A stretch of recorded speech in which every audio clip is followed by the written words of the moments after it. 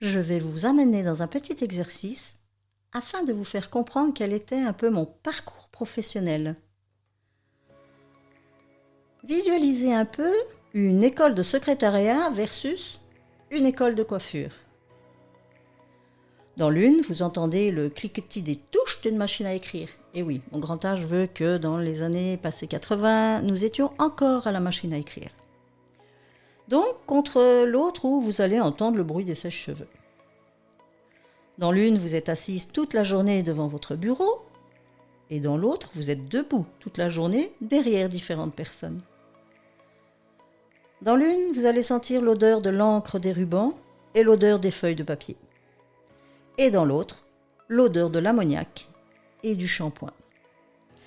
Voici comment je suis passée de l'un à l'autre en vivant toutes les émotions possibles.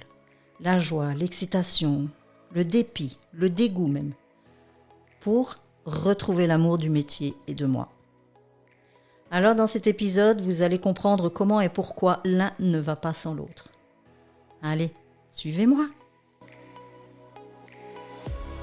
Le cheveu fil de l'âme, le podcast qui tisse des liens entre vos cheveux et vos émotions. Préparez-vous à voyager au cœur de vous-même pour une exploration profonde des racines émotionnelles qui se cachent derrière chaque mèche. Chaque semaine, je viendrai vous parler de mes différentes rencontres, parfois ponctuées de témoignages, et je vous aiguillerai sur la reconnexion à vos émotions pour reprendre les rênes de votre vie et comprendre les messages au travers de vos coiffures. Alors, pourquoi vous faire traverser ce parcours professionnel avec moi ? C'est pour comprendre parce qu'aujourd'hui, j'ai un peu comme un grand bilan où pendant des années, j'ai renié cette profession de coiffeuse. Vraiment. J'ai envie de faire la paix avec ça. Rien que d'en parler, j'ai l'émotion qui monte parce que sincèrement, quand j'en parle, c'est ça. Et je viens de prendre conscience dernièrement de mon erreur parce que ça fait quand même 40 ans que je pratique la coiffure et je ne peux pas renier 40 ans de ma vie. Donc pour commencer par le début, en fait, ce qui se passe, c'est que moi je suis née, j'ai vécu en France jusqu'à mes 15 ans. Et là, j'avais le rêve de devenir secrétaire. Je ne sais pas pourquoi, mais en tout cas, c'était ça. Je m'étais fait une idée, jouer dans les papiers, vous savez, les classeurs, classer les papiers, téléphoner, prendre les rendez-vous, décrocher le téléphone. Enfin, je sais pas, je m'étais fait tout un film avec ça, comme quoi c'était un truc un peu idyllique et je rêvais de faire ça. Donc, à l'école en France, j'ai commencé ces études-là dès que j'ai eu l'âge d'aller au supérieur, à l'école après le secondaire. Et puis, il s'est avéré que quand je suis arrivée en Belgique, j'ai voulu reprendre ce niveau d'études de secrétariat. Mais il y a eu une discordance entre les deux écoles par rapport aux deux pays. Je ne vais pas rentrer dans le détail, juste pour vous expliquer que là, premier dépit, première déception, je ne peux pas continuer. Donc, je pars dans ce qu'on appelle ici l'apprentissage. Donc, c'est un peu l'IFA-PME, c'est l'enseignement de formation à distance pour les petites et moyennes entreprises. Donc, on peut devenir avec ça indépendant.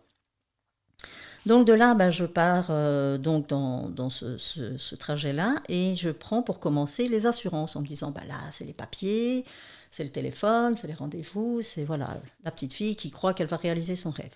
Sauf que je déchante très, très vite. Les assurances, ce n'est pas du tout mon domaine. Il ne faut pas se contenter de classer des papiers. Il faut comprendre, il faut connaître les lois, les règlements. Et puis quand les gens ils vous appellent, ils vous posent des questions parce qu'ils ont eu un accident, ils ont un dédommagement à percevoir ou quoi que ce soit. Je ne comprends rien. Et quand on me fait prendre le téléphone, c'est juste une catastrophe. Un bug monumental. Je ne sais même pas dire bonjour. Je suis complètement bloquée. Mais quand je vous dis bloquée, c'est juste une catastrophe. Et donc je réalise que ça, c'est très peu pour moi. Donc je quitte. Et puis, de nouveau, gros dépit, je me dis, qu'est-ce que je vais faire ? Allez hop, coiffure. C'est vrai que c'était un petit peu la roue de secours, je l'avoue. Et justement, même si on dit que l'apprentissage, c'est un peu la roue de secours de tout le monde, dans le sens où on estime que les gens qui vont en apprentissage, c'est des gens qui n'ont pas les capacités intellectuelles de suivre un niveau scolaire élevé. Premier désenchantement pour moi, parce que je me dis, j'ai pas envie d'être considérée comme telle. Mais voilà, j'y vais parce que sur ce moment-là, peut-être mal conseillé ou mal guidé. En tout cas, voilà, moi, je ne réfléchis pas et je vais là parce que je ne sais pas du tout où aller. Donc voilà, je m'engage là-dedans. Je me souviens du premier rendez-vous où ma maman doit m'accompagner parce que je suis encore mineure. Et puis là, elle parle avec la patronne. Et la patronne lui pose des questions sur moi, voilà, pour me connaître un peu. Et puis moi, j'ai l'impression d'être complètement, pas là du tout, en tout cas, invisible. Et je me souviens juste d'une question, moi, juste une, où la patronne demande à ma maman, où est-ce que votre fille est douée de ses mains? Est-ce qu'elle a de la dextérité? Puis moi, je me dis, oh, même, ok, c'est un métier manuel, mais bon. Et puis là, ma maman, tout de suite, évidemment, il fallait qu'elle me vende. Donc, oui, oui, oui, très manuel. Ok, je ne sais pas en quoi elle estimait que j'étais manuelle, mais bon, voilà, j'ai laissé faire. Là, je me retrouve engagée à l'essai pour partir pour 3 années d'apprentissage. J'y vais. Ça se passe plus ou moins bien, oui, dans l'ensemble. Je vais dire, voilà, je passe 3 années où je commence à apprendre le métier. Alors, c'était un salon à l'époque qui se voulait majoritairement de personnes âgées. Mais alors, j'ai aimé parce que voilà, les dames là étaient super sympathiques, pour certaines du moins. Ça se passait bien, c'était chouette, c'était sympa. Bon, il y a toujours des grigneuses, mais ça, il y en a partout et à chaque époque. J'ai quand même des bons souvenirs de ces 3 années-là. Franchement, c'était sympa. Et puis, comme c'était ce que je dis, un salon plus âgé, c'était beaucoup les mises en plis, les permanentes, les brochings serrés, enfin les coiffures qui tenaient pendant une semaine en fait. Parce que les gens, c'était vraiment des régulières qui revenaient toutes les semaines pour se recoiffer, mais d'une semaine à l'autre, elles ne se lavaient pas les cheveux. La coiffure devait tenir une semaine. Donc vous imaginez le truc. Mais voilà, donc c'était vraiment une base solide. Donc franchement, là, je trouve que j'ai été quand même tout de suite bien formée, mais ça, je le comprendrai que plus tard. Formée à des bases solides qui permettent d'avoir un maintien correct. Même si aujourd'hui, j'en suis plus du tout à pratiquer comme ça, mais voilà, en tout cas, c'était des bonnes bases pour après. Donc 3 ans là, et puis là, je décide de les faire ce qu'on appelle alors le patronat. Ce sont 2 ans supplémentaires qui correspondent à la gestion et vous permettent de vous mettre à votre compte si vous avez envie de vous installer. Moi, je me suis dit, puisque je me suis lancée là-dedans, je vais aller jusqu'au bout. Et je compte bien peut-être un jour m'installer, mais ce n'était pas encore dans mes projets. Donc je pars dans un autre salon pour faire mes 2 années de patronat. Un salon un peu plus jeune où j'apprends d'autres choses. Pas grand-chose, mais d'autres choses. Je suis toujours pas investie, j'ai une vie à côté. Voilà, j'ai ma vie de couple, je rencontre quelqu'un avec qui ça se passe bien, ma vie de couple, voilà. C'est mon boulot, quoi, point barre.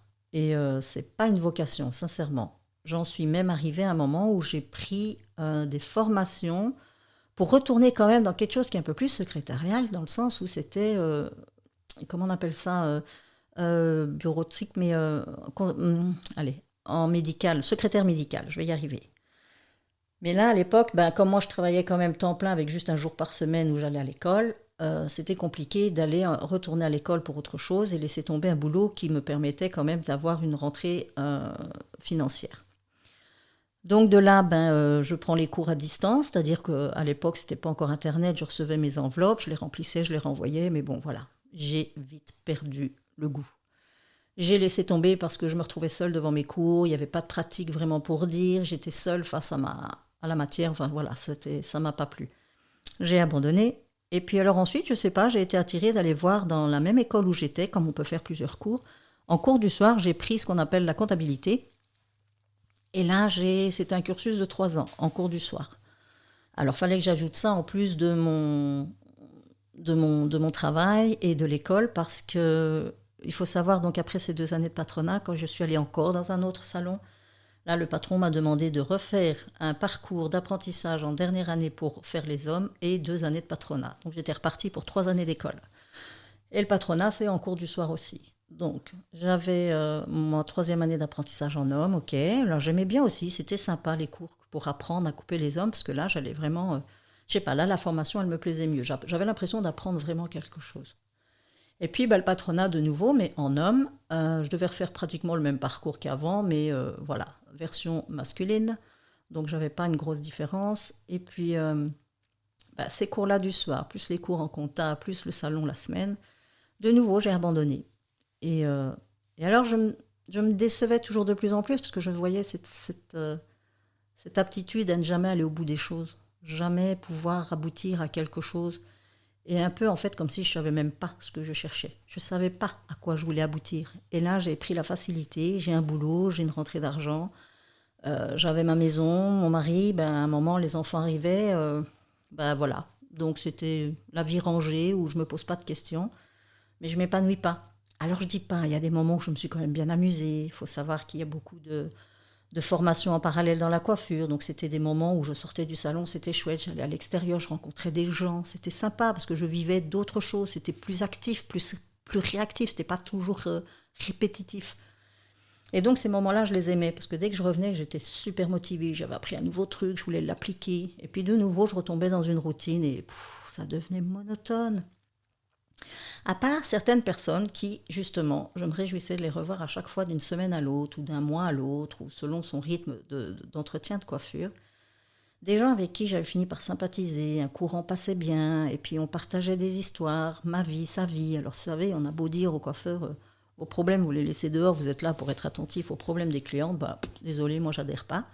C'était sympa de pouvoir aussi déposer ces trucs avec des gens qui étaient prêts à vous écouter. Ça faisait du bien parce que faire semblant toute la journée quand vous arrivez le matin avec une boule dans le ventre parce que vous avez vécu un truc dégueulasse chez vous et vous devez vous écraser et faire bébelle pour écouter les boules au ventre des autres, c'est compliqué. Ça veut dire que vous amassez en vous encore plus de merde. Donc stop. Donc à un moment donné, j'estime que nous aussi, si on a envie de déverser, on a le droit. Alors, c'est une autre façon de voir les choses, mais c'est une éducation qu'on avait. Le client est roi, vous êtes là pour les écouter. Enfin bon, moi, mon petit côté un peu rebelle, je pense, a fait que j'ai jamais vraiment adhéré à ce style d'attitude. Mais c'est ça qui est bien, c'est que ça m'a valu des chouettes liens avec des super clientes qui, justement, aimaient ce côté un peu rebelle, un peu rentre-dedans, un peu fracasse. Et voilà, et c'est très bien. Il y en a d'autres à qui ça plaisait pas, évidemment, mais ça, c'est pas grave. On ne plaît pas à tout le monde, n'est-ce pas, mesdames ? Donc voilà, c'était le suivi. Donc je suis passée encore par l'aptitude, je suis pas grand-chose parce que je fais que ça et que ça veut dire que je suis pas capable de faire autre chose. Parce que certaines clientes avaient par contre cette faculté de vous prendre de haut et de se croire tellement supérieures. Elles se gênaient pas pour vous rabaisser, elles se gênaient pas pour me faire me sentir nulle ou pas capable ou juste bonne à coiffer, comme on dit. Donc vous voyez, il y avait toujours une phase, un moment où c'était très dénigrant et puis des phases où par contre on me disait waouh, ce que tu fais, c'est quand même costaud, il faut connaître la chimie, tout ça, parce qu'on apprend aussi quand même ça pour connaître les mélanges de produits judicieux, qu'il ne faut pas faire tout et n'importe quoi, enfin voilà. Et donc il y a des moments où c'était vraiment ping-pong. Un moment, je me sentais super bien valorisée, un autre moment, je me sentais comme une merde et rabaissée. Et là, c'est mes émotions qu'on prenait un coup, qui faisaient yo-yo, c'était un vrai ascenseur en fait. Et là, je me cherchais encore. Je me dis, mais Marie, dans quoi tu vas aller? Dans quoi tu vas rester? Est-ce que c'est bien? Est-ce que tu vas continuer ou pas?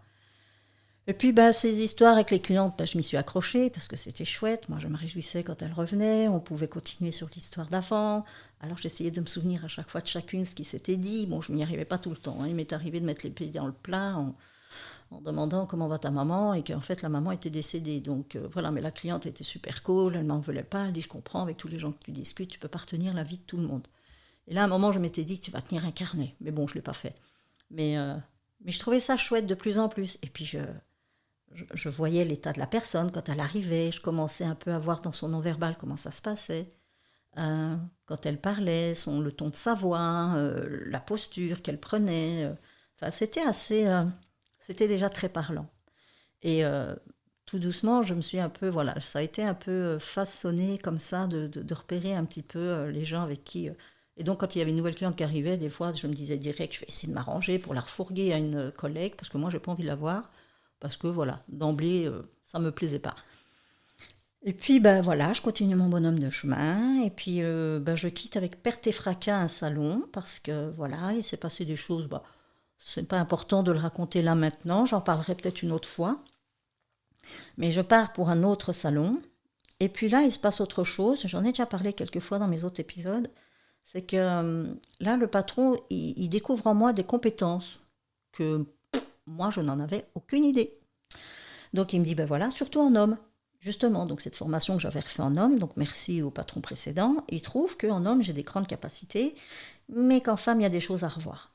Donc, il me propose quand même de m'engager, et c'est un deuxième salon. Donc, dans la région où j'habite, il y a 2 grands salons qui sont très, très, très renommés, dont un qui aujourd'hui n'existe plus. Mais... Et donc, cet autre deuxième salon est très renommé aussi. Et alors là, je me dis, waouh, ça, c'est une opportunité top. Je sais que là, il y a moyen de se faire un nom, vous savez, quand on va dans des endroits pareils. C'est malheureux, mais la considération, elle change. Donc, j'y vais et il me dit, OK, je veux bien te garder. Pour les hommes, nickel, mais pour les femmes, il va falloir que je te forme un peu plus. Et là, ça m'a fait un bien fou, parce que là, je me suis dit, waouh, il y en a un qui croit en moi, il y en a un qui voit que j'ai des compétences, il y en a un qui me dit, je veux te former plus. Et là, c'est devenu concret, parce que jusque-là, aucun des patrons ou patronnes que j'ai eus ne s'est pris vraiment le temps de me prendre en individuel, de me montrer, de m'expliquer. C'était plus, je les regarde faire et je répète le mouvement. Mais si je ne comprends pas à quoi sert le mouvement, ça sert à rien en fait. Et là, tous les dimanches, j'allais là avec mes modèles à moi pour ne pas s'entraîner sur ses clients, ce qui est logique. Et donc le dimanche, ils me prenaient, pas que moi, on était plusieurs dans l'équipe, et ils nous prenaient celles qui voulaient venir. On était 2, 3 à y aller tous les dimanches avec nos modèles à nous, et ils nous apprenaient. Et là, j'ai commencé à apprécier parce que je comprenais ce que je faisais, qu'avant ça, je ne comprenais pas. Je faisais pour faire, et je vous assure que ce n'était pas toujours glorieux. Donc là, il me donne confiance en moi, il m'assure, il me donne de la valeur. Et là, je commence vraiment à m'éclater. Et là, vraiment, j'apprécie ce que je fais, je découvre des nouvelles choses, je comprends mieux, je m'intéresse surtout à comprendre comment ça se passe, pourquoi ça se passe comme ça au niveau du cheveu, quel est le produit, qu'est-ce qui fait que le mélange de ci, de ça. Enfin, voilà, je ne me contente pas de faire le perroquet, de répéter bêtement ce qu'on me demande de faire. J'applique en connaissance de cause. Et là, je prends même des initiatives. Et donc là, je m'éclate. Et puis de nouveau, ben voilà, pour des raisons autres, je quitte ce salon-là et je retourne dans un autre dans lequel j'étais déjà allée avant, mais avec un autre mindset, un autre comportement moi-même, où là, je m'étais dit, cette fois-ci, je sais pourquoi j'y vais et je ne me laisserai pas manipuler. Alors, c'est-à-dire que cette personne-là est revenue me chercher, en sachant bien que là où j'étais, c'était très intéressant, évidemment. Donc, j'étais devenue plus compétente. Donc là, ces années-là que j'ai refait ensuite là-bas, je me suis de nouveau bien amusée d'un point de vue professionnel parce que voilà, j'avais des formations, j'étais autrement, je percevais le métier différemment, mais je gardais au fond de moi toujours ce truc de j'aurais envie de faire autre chose. Parce que ma projection était que les commentaires extérieurs sur le travail manuel, sur les coiffeuses en général, c'était tellement dénigrant que j'en avais marre de porter cette étiquette. Et puis, quand on me demandait en dehors, tiens, qu'est-ce que tu fais dans la vie? Je vous jure que j'étais gênée de dire, je suis coiffeuse. Parce que pour moi, tout de suite, la réflexion de l'autre dans sa tête, c'était, ah, ok, pas capable de faire autre chose, trop conne pour aller à l'école. Et alors, je ne veux pas dénigrer tous les coiffeurs et coiffeuses, surtout celles qui ont fait ça par vocation, parce qu'ils adorent et c'est très bien. C'est que voilà, moi en tout cas à l'époque, j'avais peut-être ce besoin d'être valorisée, d'être connue, Et en plus, j'aurais voulu faire des études. Vraiment, j'aurais voulu faire des études. Mais voilà, la vie a été ainsi que j'en ai pas fait. Et puis donc, je continue mon chemin. Je vais donc retourner dans ce salon quelques années. Et puis, je quitte encore avec perte et fracas, décidément. C'était pas là que je devais aller. Et par contre, j'ai fait des rencontres extraordinaires. Et c'est ça que, quand je vois par après, quand j'y pense aujourd'hui, c'est très émouvant. Je me souviens d'une dame assez âgée pour avoir vécu les deux guerres. Et je la coiffais donc toutes les semaines avec sa mise en pli. Et j'adorais l'écouter. Je me réjouissais du rendez-vous de semaine en semaine pour qu'elle me raconte une histoire différente, pour qu'elle m'explique son vécu. Moi, je tombais des nues. Je me dis, comment est-ce qu'on peut survivre à deux guerres? C'est juste pas possible. Pour moi, c'était une miraculée. Même si elle était qu'un bébé à la première guerre, n'empêche qu'en attendant, voilà, elle a survécu à deux guerres. Et ça, je trouvais ça, mais d'un point de vue humain, mais tellement riche. Une autre dame, je me souviens, elle venait avec sa sœur trisomique. Ça aussi, c'était poignant parce qu'elle m'avait raconté l'histoire que sa sœur vivait avec leur maman, mais quand la maman est décédée, voilà, elle a pris sa sœur en charge. Mais elle me disait, voilà, c'est pas facile tous les jours, c'est pas évident, mais je ne me vois pas ne pas prendre ma sœur en charge parce que, voilà, elle se sentait obligée de le faire, aussi bien par amour que de sa sœur, mais aussi parce qu'elle se voyait pas la laisser aller autrement, autre part. Et donc, c'était assez poignant. Et je me souviens juste une fois, par contre, qu'elle m'avait dit, quand je sais plus si j'étais déjà enceinte ou si je voulais l'être, et elle m'avait dit, tu fais ce que tu veux, mais si jamais un jour tu tombes enceinte et qu'à l'écho ou à l'examen de prise de sang, on t'aperçoit que ton enfant est trisomique, tu fais ce que tu veux, moi je te conseille de le faire partir. Là, j'ai été choquée, mais choquée. Elle me dit, et elle me le dit elle-même, je pense que je te choque, mais elle me dit, écoute, moi je vis avec quelqu'un de trisomique, c'est vraiment pas facile. Je me vois pas lui dire autre chose parce que je me vois pas lui dire rien du tout d'ailleurs parce que voilà, elle le vit, moi je sais pas ce que c'est. Mais moi dans mon esprit, je savais très bien à quoi je m'attendais si jamais, c'était mon point de vue à moi. Voilà, avortement pas possible, ainsi de suite. Bon, on rentre dans d'autres situations, mais là. Et puis ça m'a choquée et en même temps je me dis bah ouais, mais ça c'est représentatif de son propre vécu. Elle a du mal. Elle avait un mari exceptionnel parce qu'il avait accepté aussi la belle-sœur. Mais elle disait voilà, elle avait tellement l'impression d'être dans le sacrifice. Sa vie, elle était mise entre parenthèses. Elle ne s'occupait plus que de sa sœur. Donc, elle s'en voulait. En même temps, elle était défaitiste. En même temps, elle se disait c'est ma sœur, je l'aime, je veux m'en occuper. Et en même temps, elle dit j'en ai marre, ça me pourrit la vie. Vous voyez, c'était assez percutant et très émouvant. Il y avait une autre personne comme ça, une femme avec un enfant autiste. Là, c'était... oh. Moi, j'avais toujours la peur au ventre quand elles arrivaient parce que lui, on ne savait jamais comment elle allait réagir et c'était souvent très violent. Alors violent dans des crises, en fait, des crises, des cris. Il voulait jamais qu'on le coiffe. Donc moi, je me disais toujours, mais enfin, pourquoi est-ce qu'on le force à ce point? Pourquoi est-ce qu'on insiste? Je vois bien qu'il doit être coiffé, qu'il doit être... Mais bon, j'avais pas cet esprit-là à l'époque, mais je me dis, il aurait peut-être fallu qu'on trouve un moment, et j'avais pas la capacité ce jour-là, mais de trouver un moyen de l'aborder pour que ce soit plus doux pour lui, parce que c'était à chaque fois une confrontation. On était là à le maintenir, on était là à le serrer, je trouvais ça tellement violent. Et sans jugement, parce que je ne sais pas comment j'aurais fait moi avec mon enfant, mais c'était des périodes de vie, voilà, comme ça, assez percutantes. Donc quand ils arrivaient, j'avais toujours un peu peur, mais en même temps, bah, c'est sur moi que ça tombait, systématiquement. C'était assez comique, façon de parler. Mais alors on y arrivait un petit peu, mais il ne tenait pas en place très longtemps. Donc on faisait une partie, puis il partait en cacahuète, on réussissait à le calmer, on continuait, puis ça pouvait prendre un temps de fou. C'était énergivore, c'était... la maman était mal en point parce que bon, elle se sentait gênée, parce qu'il y avait du monde dans le salon et que tout le monde la voyait. Et puis évidemment, elle se sentait jugée. Mais enfin, c'est quoi cet enfant qui écoute pas, gna gna gna. Moi, j'avais juste mal au cœur de me dire, mais pourquoi on force autant ce gamin, même s'il a besoin d'une coupe de cheveux. Mais bon, le gars, je crois qu'il se sentait plus agressé qu'autre chose. Donc on n'avait pas la bonne attitude à avoir. Après, à l'époque, je ne la connaissais pas non plus. Je ne sais même pas si je saurais encore aujourd'hui, mais je crois qu'en tout cas, je m'y prendrais autrement. Et puis comme ça, voilà, de fil en aiguille, des gens que j'ai croisés, rencontrés pendant des années, de manière régulière. Donc même ça, ce côté-là, par contre, ne me semblait pas routinier ni monotone. Au contraire, c'était toujours l'idée que la fois d'après, chouette, on va continuer notre conversation, elle va m'en raconter un peu plus, je vais pouvoir aussi lui parler, je vais... C'était génial, vraiment, ce côté-là était génial. Donc là, je pouvais oublier un peu ce côté de mauvaise considération extérieure, parce que j'avais des gens qui ne me faisaient pas du tout sentir comme ça, et c'était vraiment chouette. Et puis, ben, au fil du temps, de nouveau, émotionnellement parlant, ben, moi, après, j'ai eu mon propre salon, donc là, c'est devenu tout à fait autre chose, parce que là, j'ai pris mon autonomie, ma liberté d'action. Alors, liberté, pas dans le sens je suis libre de faire ce que je veux, parce que ça, c'était une croyance que j'avais, mais je me suis vite rendu compte que c'était pas ça. J'étais très dépendante quand même des gens, parce que là, quand on est ouvrière, c'est facile. Le patron, quoi qu'il arrive, cliente ou pas cliente, il vous donne votre salaire à la fin du mois. Quand vous êtes indépendante, il n'y a pas de cliente, il n'y a pas de salaire en fin de mois.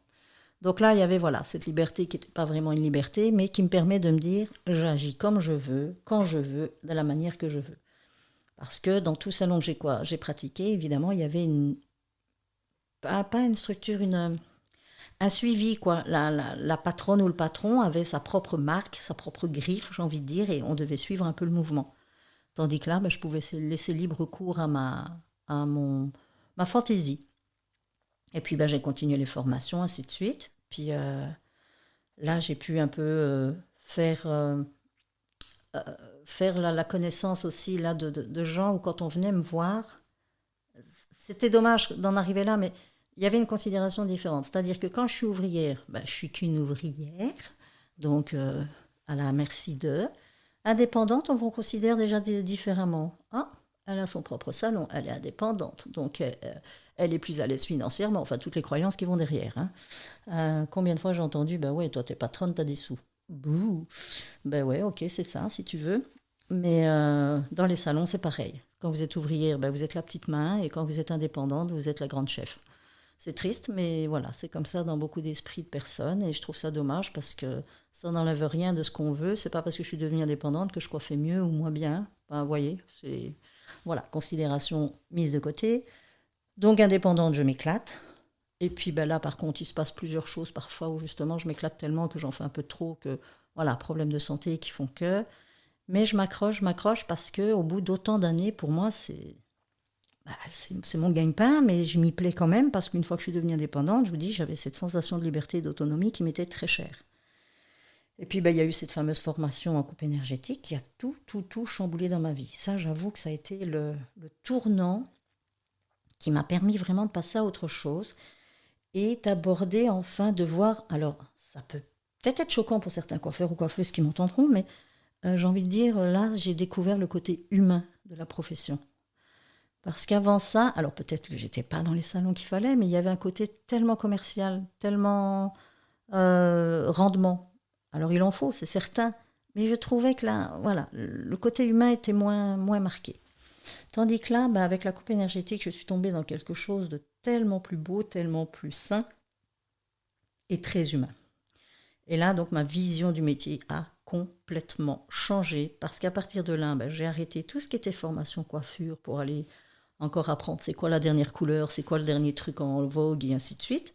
Le paraître n'était pas du tout mon domaine, surtout, entre parenthèses, une petite parenthèse que j'ouvre, une expérience vécue lors d'un séminaire de coiffeur, dans un lieu évidemment un peu chicos. Et puis là, où là je me suis rendu compte que j'étais pas à ma place, euh, il y a un des soirs de la semaine qui était prévu où on devait faire soirée champagne. Je me suis dit, waouh. Alors, soirée champagne, ça veut dire qu'il faut être habillé sur son 31. Alors, moi, c'est pas du tout mon truc. M'habiller sur mon 31, moi, je m'habille tous les jours comme je m'habille, point barre.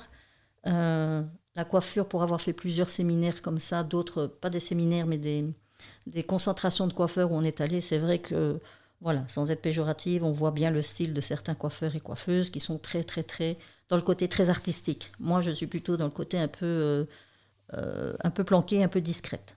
Donc, je m'habille pas spécialement d'une manière très voyante, je me maquille pas, je me coiffais pas. Bon, à l'époque, je faisais des efforts, mais bon, c'était pas trop top. Et donc, pour revenir à ce séminaire, bah, ce soir-là, j'ai eu l'impression d'être le vilain petit canard au milieu d'une assemblée de montres de m'as-tu vu. Vraiment de m'as-tu vu. Il y avait de tout. Il y avait vraiment du beau monde, comme on dit, là, bien habillé, bien sapé, qui en montre, qui en jette plein la vue, et c'est pas, ça peut paraître un jugement, bien sûr, mais moi, là, je me suis dit, mais c'est pas ton milieu, Marie, c'est pas ton monde, qu'est-ce que tu fous là, dégage de là. J'ai jamais plus fait de séminaire, je suis jamais plus allée à des concentrations de coiffeurs. Chaque fois, je me suis sentie très mal à l'aise, très en dessous de tout. C'est ma considération personnelle, mon appréciation personnelle, mais je l'ai très mal vécu. Donc j'ai arrêté de faire tout ça et en revenant à la coupe énergétique, donc à partir de là, je me suis formée qu'à plein d'autres choses qui sont en lien avec l'humain. Donc que ce soit la compréhension de comment on fonctionne, le non-verbal, que ce soit aussi par rapport à ce qu'on appelle l'intelligence émotionnelle, enfin des choses comme ça où je me suis initiée. Alors j'ai pas les grands diplômes comme on dit, des grands formateurs, mais je me suis ouvert un peu à tout ça et j'ai pu mettre bout à bout ce que j'ai pu vivre directement avec les clientes. Donc ces fameux liens que j'ai créés avec elles, ces histoires qu'on a pu mettre en place, ces suivis, euh, de découvrir un peu leur comportement, de voir comment elles sont, à quel moment de leur vie, selon ce qu'elles vivent, bah, comment elles se plaçaient, comment elles se positionnaient, quelle coiffure elles décidaient, comment ses cheveux réagissaient. Tout ça m'a permis de faire des liens, mais incommensurables, vraiment. Mais tout ça, ça m'est venu là, il n'y a pas longtemps de comprendre tout ça, de pouvoir me dire aujourd'hui, ben waouh, c'est une matière que j'ai qu'on n'apprend pas sur les bancs de l'école, vraiment pas. J'ai pas de diplôme qui va dire que tiens, ça te légitime pour dire que tu peux t'occuper de la psyché d'une personne. Tiens, ça te légitime pour dire que tu peux t'occuper des émotions de quelqu'un. Ça te légitime et ainsi de suite, ainsi de suite. Et moi, longtemps, j'ai pensé que on est quand même un pays où on fonctionne au diplôme. Et sans diplôme, on n'est pas grand-chose. Donc, comme si un diplôme justifiait vos capacités, vos compétences. Bah, vous en connaissez, j'en connais, qui ont passé des années de vie sur un banc d'école. Et c'est pas pour ça qu'ils sont plus malins qu'un autre. Et aujourd'hui, moi, là où je peux me glorifier, sincèrement, je le dis maintenant, j'ai renié pendant 40 ans cette profession. Aujourd'hui, vous savez que je suis passée de coiffure à accompagnement. Je continue simplement la coupe thérapeutique et le décodage capillaire émotionnel, mais ce sont des portes ouvertes pour aller travailler sur vos émotions et vous accompagner à avancer avec tout ça. Et quoi de plus que 40 années de pratique, accompagner même directement des femmes pendant 40 ans, des femmes et des hommes, même si j'étais pas dans l'accompagnement au début, mais qui m'a permis aujourd'hui de faire le bilan et de voir dans vos attitudes, dans vos façons d'être, de parler, de dire, c'était déjà des signes précurseurs pour comprendre ce qui se jouait en vous à ce moment-là. Et là, aujourd'hui, je fais ce lien et c'est juste impressionnant et magique. Et là, je me dis, mon diplôme, moi, c'est l'école de la vie. Ce sont mes 40 années de coiffure, mes 40 années à côtoyer tout ce monde à tout niveau, à toute classe sociale. Et ça, on s'en fout. C'est même pas la classe sociale qui compte, mais c'est pour montrer l'attitude de chacun aussi étant différente. Je voyais comment se positionner face à telle ou telle personne, comment réagir. Et moi, ce qui va au-delà de là, c'est de voir aujourd'hui, mais quand vous veniez faire vos coiffures, choisir vos couleurs, choisir vos coupes, vous veniez pas seulement pour vous coiffer, vous veniez aussi pour vous déposer, pour rencontrer des gens, pour pouvoir parler, pour pouvoir extérioriser. Et le cheveu vous permettait de mettre ça en place aussi. Et puis à travers les coiffures, on pouvait définir, tiens, qu'est-ce qu'on va mettre en place aujourd'hui comme coiffure par rapport à ce que vous viviez. Donc là, il y a mon diplôme de coiffeuse.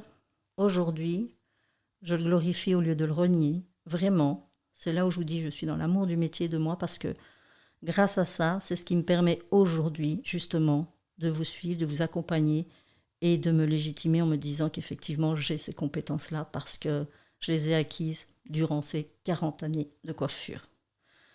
40 années auprès de vous et je vous remercie toutes et tous pour pouvoir m'avoir permis ce chemin qui est juste magnifique et le chemin le plus beau qui soit. Et je cherchais la transition entre la coiffure et l'accompagnement, mais il n'y en a pas. Il n'y en a pas, c'est un suivi logique. J'ai eu du mal à me positionner en disant qu'aujourd'hui je fais de l'accompagnement et plus de la coiffure, et donc ça pouvait percuter pas mal de mes clientes en se disant mais je comprends pas, tu étais coiffeuse, qu'est-ce que tu accompagnes, enfin, voilà, même si je l'avais déjà mis en place depuis déjà quelques années au sein du salon, ça a été compliqué, je pense, pour beaucoup de mes clientes de comprendre la transition. Mais en fait, il n'y en a pas vraiment. J'ai juste lâché les ciseaux pour ce que j'appelle la coiffure plus traditionnelle, mais je garde en main le rasoir pour la coupe thérapeutique, mes mains pour aller jouer dans vos cheveux dans le décodage capillaire émotionnel, et puis mon envie de partager avec vous, mon envie d'accompagner, qui fait qu'aujourd'hui, je rentre dans la mise en place de retraites qui va me permettre d'accompagner des gens durant tout un week-end et de travailler avec vous sur vos émotions, de vous faire avancer avec ça pour avoir des compréhensions, vraiment pouvoir mettre en place, relier ce qui est corps, âme et esprit, parce que de nouveau, les trois vont ensemble. Donc la coiffure, si même on ne s'occupait que des cheveux, moi je crois que j'ai vite compris qu'il fallait aussi que je m'occupe du corps et de l'esprit de la personne. Donc pas seulement de son physique, mais surtout de son être. Et c'est là où j'en suis aujourd'hui. Et je vous remercie d'avoir pu écouter tout ça, d'avoir pu peut-être m'accueillir dans ce que je vous dis, parce que là, c'est l'émotion plus plus.